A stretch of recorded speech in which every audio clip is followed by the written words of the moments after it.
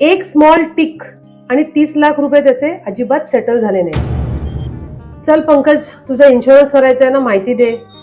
तुझी हाईट आणि वेट मला लागेल, त्याच्यानंतर मला तुझं हॅबिट्स लागतील, म्हणजे स्मोकिंग किंवा ड्रिंकिंग, आणि तुझ्या आई वडिलांची हेल्थ कंडिशन सुद्धा मला लागेल. मॅडम, इतक्या वर्ष झाले तुम्ही मला ओळखताय, तुम्हीच भरून टाका ना ही माहिती. कशाला एवढे प्रश्न विचारताय? अरे, मनीबॉलिझम मध्ये आम्ही इन्शुरन्सचा फॉर्म नेहमी क्लायंटला समोर बसवूनच भरतो. थांब, मी तुला एक रिअल केस स्टडी सांगते. कसं आहे, एका गृहस्थानी 30 लाखाची इन्शुरन्सची पॉलिसी घेतली आणि त्याच्या एजंटनी त्याला न विचारता ऍप्लिकेशन भरून टाकला. आणि त्या ऍप्लिकेशन मध्ये तो माणूस स्मोकिंग करत होता हे लिहिलंच नाही, म्हणजे एक सिंपल टिक करायचा राहिला. आणि अनफॉर्च्युनेटली 2 वर्षाच्या आत त्याची डेथ झाली.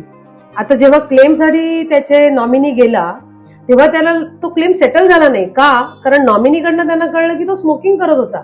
मला असं अजिबात व्हायला नकोय. त्यामुळे आपल्याला जी काय ट्रुथफुल इन्फॉर्मेशन आहे ती आपल्याला भरलीच पाहिजे. जर का तुम्हाला तुमचा क्लेम 100% सेटल व्हावा असं वाटत असेल तर तुमच्या इन्शुरन्स ऍडवायझर ओळखीचा असो अगर नसो, त्याला खरी आणि योग्य माहिती देणं ही तुमची जबाबदारी आहे.